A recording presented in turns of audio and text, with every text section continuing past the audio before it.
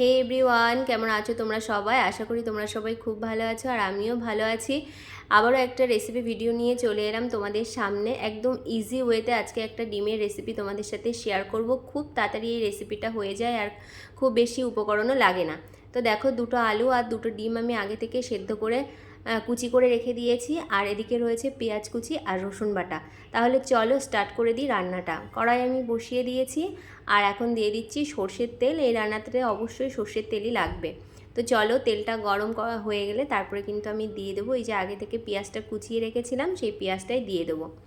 তো পেঁয়াজটা একটু ভাজা ভাজা হলে তারপরে আমি ওর মধ্যে দিয়ে দেবো রসুন বাটাটা। খুব বেশি ভাজবো না, একদম লালচে করে পুড়িয়ে ফেলবো না, একটু হালকা ব্রাউন কালার হলে তারপরে কিন্তু আমি রসুন বাটাটা দিয়ে দেবো। তো দেখো, এখন কিন্তু আমি রসুন বাটাটা দিয়ে দিচ্ছি, দিয়ে রসুনটাও দিয়ে বেশ খানিকক্ষণ ধরে একটু কষাতে হবে, যাতে রসুনের কোনো কাঁচা গন্ধ না থাকে, ততক্ষণ পর্যন্ত কষাতে হবে।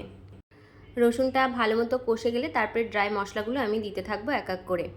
আর এই রান্নাটা জানো তো, ছোটোবেলায় মা আমাকে করে খাওয়াতো, আর আমার এই রান্নাটা ভীষণ প্রিয়, আর এখন আমার ছেলেরাও এই রান্নাটা খেতে বেশ পছন্দ করে। তো দেখো, একে একে আমি নুন দিলাম, তারপরে হলুদ দিলাম। একদম অল্প পরিমাণেই নুনটা দিতে হবে, কারণ এতে কোনো গ্রেভি হবে না, একদম ড্রাই ড্রাই হবে রান্নাটা।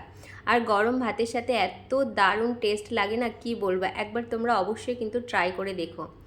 তো নুন হলুদ তো আমার দেওয়া হয়ে গেল, তারপরে অল্প একটু জিরে গুঁড়ো, আর এখানে কিন্তু আমি শুকনো লঙ্কার গুঁড়ো ব্যবহার করেছি। কেউ চাইলে কাঁচা লঙ্কা দিয়েও পুরো রান্নাটা করতে পারো, তবে একটু রান্নাটার মধ্যে শুকনো লঙ্কাটা দিলে বেশ ভালো হয়। তো দেখো, এখানে আমি আলুগুলোকে দিয়ে দিয়েছি, দেওয়ার পরে মশলার সাথে বেশ খানিকক্ষণ ধরে কষিয়ে নিয়েছি। নেওয়ার পরে কিন্তু আমি ওই যে আগে থেকেই কুচিয়ে রেখেছিলাম সেদ্ধ করার ডিম, তো সেগুলোও কিন্তু অ্যাড করে দিলাম।